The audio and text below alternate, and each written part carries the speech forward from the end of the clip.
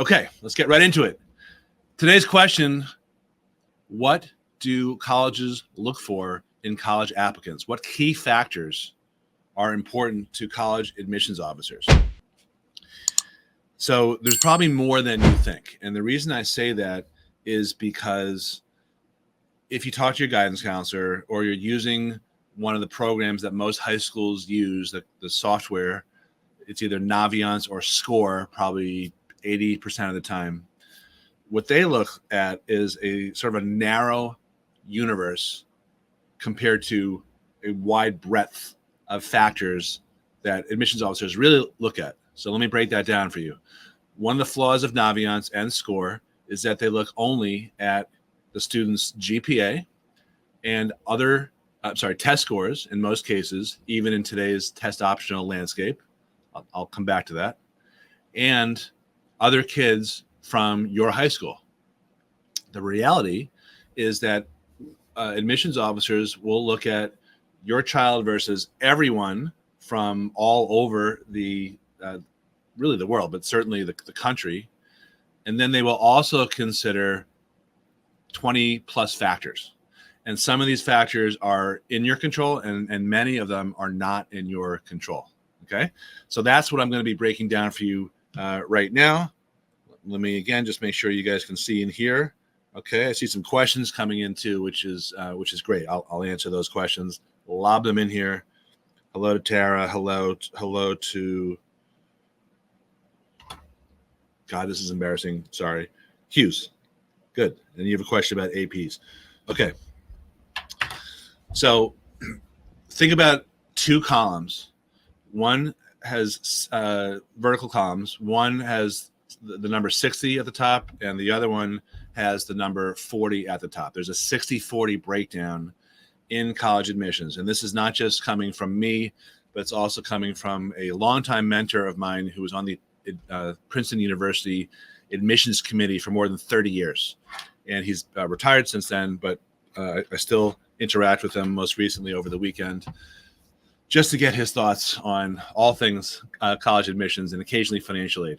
So 60%, according to, his name is Mr. Betterton, 60% is based on your academic components and 40% is non-academic. So let's look at each. In that 60, there are three things: your GPA, your rigor, which gets overlooked, I would say, almost all the time, and test scores. Again, I know we're in if you're watching this with me sort of contemporaneously, we're in a test optional landscape, although many colleges have chipped away at those policies and now are requiring you to submit your standardized test scores. So, all right, GPA. A high GPA is important. However, what you have to understand, if you were an admissions officer, it's not as helpful as it used to be because of rampant grade inflation across the land. The average grade, I think, is a 92 or a 93. And I personally, I can't remember the last time I spoke to or met with someone with a C average. There are no C students anymore. The C students of yesterday now have 84 averages. So GPA has been debased as an indicator of how well a college-bound student might do in college. That's really the issue, is that it's not as helpful as it used to be. And there's also a big clue there when parents say, well, my child, she has a high GPA, but she just doesn't test so well. So that might be because of grade inflation. It might be because of other reasons. It's not necessarily an intelligence thing. I'm not suggesting that. But I am suggesting that it's not as helpful just to look at GPA the way that it used to be, perhaps when you and I were growing up and applying to college. All right, number two, rigor. Super important because that gets overlooked. And frankly, many guidance counselors don't emphasize this. They frequently, I hear about them talking kids out of taking advanced classes, meaning AP, or if your school is an IB school, International Baccalaureate School, those are treated pretty much the same way as AP classes. I was talking to a prospective client over the weekend who's in 10th grade going into 11th. And one of the questions I asked him was, which colleges are you thinking about applying to? And he listed some pretty competitive ones, such as Georgetown University, such as, I may have frozen here. All right, let me do that again. I froze on my end. I can't tell if the transmission froze on your end. So I asked him what colleges he was applying to, and he said he mentioned a few very competitive schools, such as Georgetown, Boston College. I don't know if he mentioned an Ivy League school, but schools that were near Ivy in status. And then I asked him, well, next year when you're signed up for your classes, how many APs will you take? And he was not maxing out his APs. And the reason I'm focusing on that is because it's not so much a decision on what he can handle, but if he's trying to apply to Georgetown and schools like that, he's going to be competing with, who knows, 10,000, 15,000 other kids who have taken more AP classes than he has, because the rigor is super important. So if he didn't avail himself of the AP class opportunity offered by his school, then in effect he's almost applying to college with like one hand tied behind the back and trying to fight a fair fight that's unfair. So if your child attends a high school that offers a lot of AP classes and she or he does not avail themselves of all of those classes, that's not a big deal unless they are applying to Ivy or near Ivy caliber schools and their competitors are taking more classes. And the reason I was sort of mentioning the mindset of many guidance counselors is most of the time when I speak to parents about this issue, they're coming to me because the guidance counselor recommended that the child did not stack these AP classes up in their schedule at a very well-intended concern that they don't get overloaded and burnt out and face anxiety and things like that. I get it, but you have to counterbalance that with your goals. So I'm all for having a great quality of life and all that, but by the same token, if you're gunning for a super competitive school, then that's not the right answer from a guidance counselor or from someone like me. So that's GPA, that's rigor, and then there's test scores. Test scores are slowly coming back, meaning the SAT and the ACT. The ACT just changed its format, which wasn't really that much of a surprise because the essay had changed. The SAT had changed a few months prior. But the SAT and the ACT are struggling to maintain their relevance, but they've been bolstered by most of the Ivy League schools who came out in the last few months saying we are now going to abandon the test option and you have to submit scores. Why? Well, you can guess. It's because they are helpful in terms, maybe not perfect, but they are at least, if not more helpful than GPA in determining a high school student's ability to succeed in college, their academic potential for college level work. And I know people think they're unfair, and I hear those arguments to some extent. I believe a lot of them, certainly from people advocating for underserved minorities who can't afford firms like ours or other people to help them prepare for the SATs. However, what I think it was Brown University and it might have been Penn also, sort of all a blur to me. What they pointed out was that the test optional policies that they had allowed actually reduced the amount of diversity that they were hoping to get, mostly because under-resourced kids felt like they shouldn't turn in their SATs because they were lower than the published median. So that's a big reason why a lot of these colleges have abandoned test optional, is because of this counterintuitive Freakonomics type of result where the actual result was 180 degrees opposite of what the intended result was for test optional policies, which was to diversify campuses. All right. I realize this might be politically incorrect, and I might be saying some stuff that offends some people here. But if you do have questions or comments, put them right here wherever you're watching. This is a Facebook Live. We do a show every Monday. That's at 10 a.m. But this is also going to be across a few other platforms. So that's 60%, GPA, rigor, and your test scores. What's in the other 40%? Well, I mentioned this before. It's a combo of stuff that's out of your control and things that are in your control. So let's talk about the out of your control items first. These are factors that admissions officers consider. They look at your race, they look at your ethnicity. It's not allowed anymore to check a box on the Common App and send that out to all the colleges. By the way, that box is still there on the Common application, but apparently colleges can't see the race and ethnicity information that's going to the Common application. I don't want to sound naive. I do believe that, but govern yourselves accordingly. You can also check off, I prefer not to share this. So race and ethnicity, still very important, because every college pretty much has a goal of diversity, and some still have the diversity, equity, and inclusion goals. I'm just throwing it out there and not commenting on them.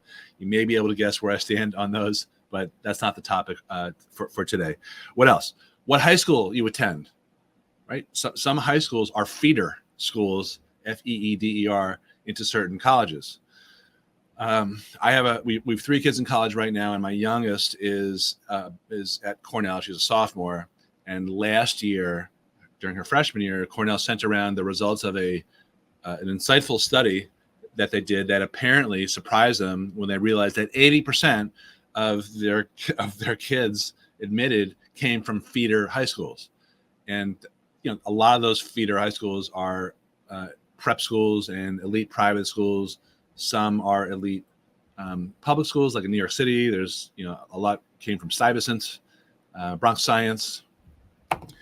I'm seeing myself freeze again here too. This is weird. Okay, well, I just unfroze. So I was talking about feeder high schools, kids coming from elite prep schools and elite public testing high schools. Cornell says 80%. I bet most Ivies have about the same statistic, and most competitive schools probably have a similar amount that comes from feeder high schools. Okay, what else is out of your control? Well, your zip code, somewhat, and if your parents went to that college or went to college at all. Those are big factors in college admissions. Also, are you a recruited athlete? Recruited athletes get an edge in the college admissions process. So to do international students, you get a big edge at most schools if you apply early decision. So these are all factors that don't get thrown into the mix, as I was saying before, in Naviance and SCORE and from your high school guidance counselor. But these matter. Have you overcome a significant obstacle in high schools? In high school, most students have not, but some really have. And so the trick is to understand the bigger context. If you think your child had a huge obstacle because, I don't know, she got cut from cheerleading or something, that's not the same as someone else who's applying who might have lost a parent or has a parent who is terminally ill or something like that. So you've got to understand, who else is applying and what their issues might be and everything else. I'm trying to help you understand that. And then, of course, there's stuff that I would say is pretty much in your control, like your extracurricular activities. So right now, I am reviewing a lot of applications and looking at a lot of activities sections. The thing I want to tell you about activities is you want to make sure that you don't only have the same old that everyone else does who's applying. So it's great to be in a club. I was talking to a client of mine this yesterday, actually, in a boot camp we were doing, who founded 2 clubs. That is exceptional. It's great to be on a team. I had another client who has a high enough erg time in crew, in rowing, to be recruited to a pretty competitive private college in the South. So if you're all league, if you're captain, those, of course, leadership things, those, of course, are very important in terms of extracurriculars. But beyond that, what's more important is your own initiative. I have another kid I was talking to who's a business. He's going to business school, and he's I guess he's 16 years old. He's on his 5th business. He started out doing power washing and garbage can collecting and snow shoveling and all that when he was, I think, maybe 11 or 12 years old.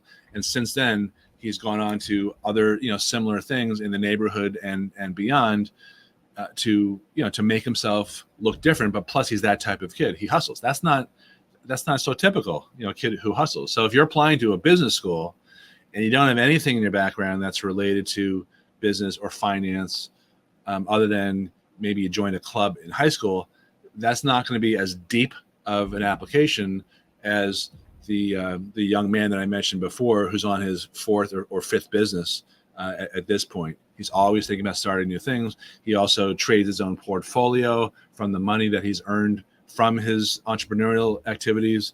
So that's atypical. I just want to show you the difference between typical and atypical. I hope that makes sense to you. Then, of course, you've got your essays. So my quick comment on the essay, which I'm not going to get into too deeply because I do a whole other presentation on essays, is that no matter what you write, it's got to be interesting. It doesn't have to be original. I talk to a lot of kids at my boot camps and our one-on-one clients who are stuck because they think I can't come up with anything original. And then I'll point out to them, like, look, that's not the standard. Your average admissions officer reviews about 1,000 applications per year. And each application might have not just the personal statement, but maybe 2 or 3 other shorter supplemental essay questions, sometimes 5 or 6. So you're not going to come up with something that is original that they've never seen before. But what you can come up with is something that is interesting, something that grabs their attention, the hook, which I think it's a little overblown and over talked about, but that is important. But you've got to have a message. You've got to think about the essay as the equivalent of an interview. Most colleges don't have time to interview anymore because of the test optional policies and the common application, which flooded every college with, 50,000, 100,000 applications in some cases. And the admissions officers don't have time or resources to be able to get through to all those applications, and they certainly don't have time to interview people. So the personal statement has replaced the interview to some extent, as have the supplemental essays. So the point of the personal statement is to reveal something personal, maybe a before and an after, the pivot point or the inciting incident that caused you to change, and then what happened. One area that I saw a couple of kids yesterday in the boot camp that I mentioned before that I think a lot of kids spend time in that's a mistake is they'll write about someone else that changed them. Maybe they worked with a kid who was disadvantaged, or they had a relative or something. But what the trap they fall into is they're writing 3/4 of the essay about the other person. The other person. It's not a personal essay. So a before and after, a pivot point, an inciting incident, something happened, a realization. These are the types of insights that should be on the essays, no matter which prompt you are responding to, because all of these 7 prompts, I should say 6, because prompt number 7 you should never do. That's write anything you want. Each of the other 6 is open-ended enough to allow you room to reveal what I'm talking about. And I think I just froze again. That is so weird. I'm hardwired in here. If I just froze again, I'm just going to repeat what I was saying. Each of the prompts on the common application are open-ended enough to allow you to write anything you want that is revealing about yourself. That's the whole thing. Okay, what else can I tell you about things that are slightly in your control? How about demonstrating interest? That's a big deal. So let me explain what that means. It doesn't mean only showing up on campus.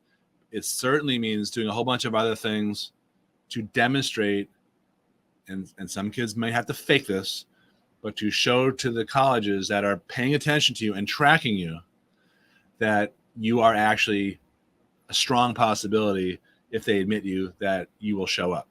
So particularly for safety schools, for schools that are obviously beneath your GPA and way beneath your SAT or ACT score, those are the colleges that you have to go the extra mile to convince that you are actually interested. So opening up their emails, clicking on the links that they give you, spending time on their websites, all trackable. There's no privacy. Showing up at their online sessions that you register for, following them on social, engaging with them on social, reaching out to a department head or a professor in an area that you're thinking about majoring in. These are all ways to demonstrate interest. And of course, the primary way is which you can do with one school to demonstrate interest is by applying early decision. Another way is to write a really good supplemental essay for the prompt, why are you applying here, which most colleges have, not all, but you've got to give a very detailed response and list out a specific course, specific professor, specific program, something very specific. Stay away from the generalities. That's another trap that kids fall into with the supplemental essays. They just talk about, I can't wait to take the business classes, and I'm really strong in math. I can't wait to take math classes. Instead of, I was looking over your syllabus and one course that caught my eye was such and such, which would allow me to continue my interest in blah, blah, blah. I saw also that one of the classes that I might be eligible for was taught by Professor such and such, and his background as a private equity investor, et cetera, et cetera, et cetera, right? So one is very high level and generic. The other that I just gave you an example of was very specific. You've got to be very specific on your supplemental essays that ask you why this college. I think that's enough. I think I gave you enough here in terms of to answer the question, what are the key factors that colleges are looking for in applicants? So if you have any questions, put them in the chat or the comments wherever you're watching this, and we will do our best to get back to them as quickly as possible. So I appreciate your participating with that. And of course, like, subscribe, share, all the other stuff that I'm supposed to say, but I mean it. If you don't want to miss out on tips like this, you should absolutely subscribe. Okay, let's go to the questions. So Hughes, right? You answered. You asked a question that I just answered. Do colleges try to track your web browsing? Yeah, they actually track your web browsing because they all have software that will kind of follow you around to some extent. It may not be the actual web browsing like all over the place, but it's certainly their website and your behavior as it relates to their websites, especially when they send you an email and you click on it or don't click on it. You want to avoid not clicking on it. All right, what else here? I see a lot of questions here. You had a previous question. If taking AP classes, is it important to actually take the AP test and do well? Ideally, you want to have a 4 or 5 and send that up to the colleges. If you don't have a 4 or 5, I would not send the score in. You'll still get credit for taking an advanced class, but the implication of why you didn't send a score is pretty obvious. But I would still I wouldn't shy away from taking the advanced classes. Thanks for the coffee, the coffee disclosure there. Good. Hello to Maria. Didn't freeze, you said. Interesting. Matt, have any colleges started to implement guidelines on the use of AI for personal statement or supplemental essays? Well, they have their own internal guidelines that I think change.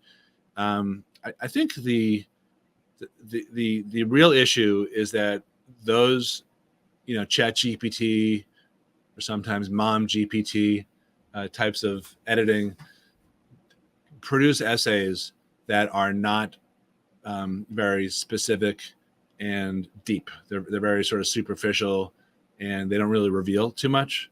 So whether they're identified as AI essays or not, which colleges, there was a lot of talk over the last year and a half about using programs to figure out if something was AI generated or not.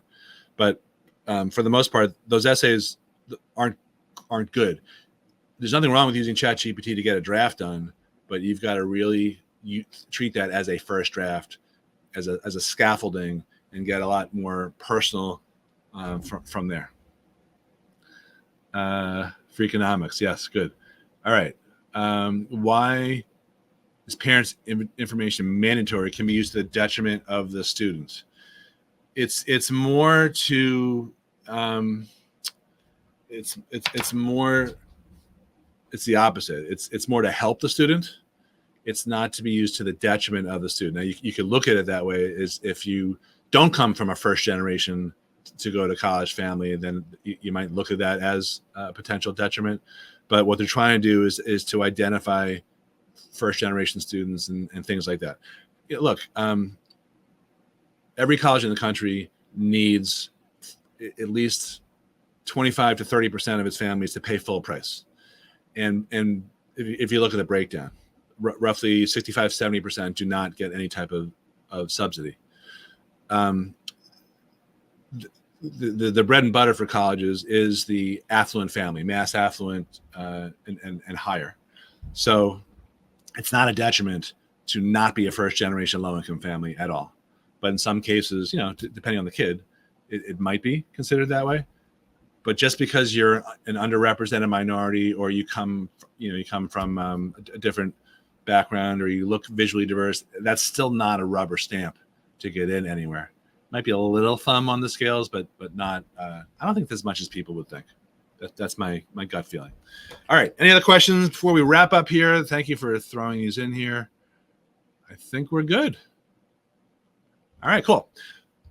Well, thanks for watching, and we'll be back next week. Pearl should be back next week for another episode of College Coffee Talk every Monday, 10 a.m., and then blast it out on all sorts of other social media channels. You can run, but you can't hide. Thanks again for spending your morning with us, and have a great day.